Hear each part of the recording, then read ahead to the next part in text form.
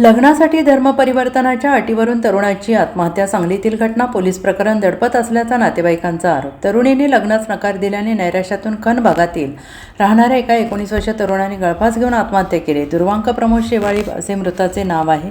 संबंधित तरुणीने लग्नासाठी स्वतःचा धर्म स्वीकारण्याची अट घातली होती. मग यावरून झालेल्या वादातून आणि नैराश्यातून दुर्वांकने हे पाऊल उचलल्याचं सूत्रांनी म्हटलेलं आहे. सांगली शहर पोलीस प्रकरणात तपास दडपण्याचा प्रयत्न करत असल्याचा आरोप मृत तरुणाच्या नातेवाईकांनी केलेला आहे. दोषींवर कडक कारवाई करण्याची मागणी केलेली आहे. दुर्वांक हा पुणे येथे नोकरी करत होता. काही दिवसांपूर्वी तो सांगलीत आला होता आणि त्याच्या घराजवळ मूळची कोल्हापूरची तरुणी तिच्या आजीकडे राहण्यासाठी वरचेवर येत होती आणि यातूनच या दोघांची ओळख होऊन प्रेमसंबंध निर्माण झाले. दोघांनी लग्न करण्याचे ठरवले. मात्र संबंधित तरुणीने लग्नासाठी धर्म स्वीकारावा लागेल अशी अट घातली. त्यामुळे तो काही दिवसांपासून प्रचंड मानसिक नैराश्यात होता.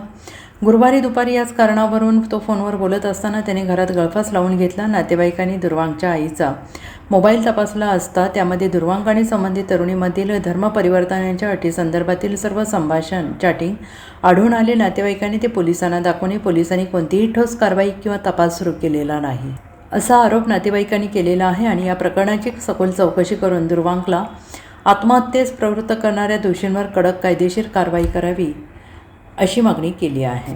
Bureau report SPN Marathi, Sangli.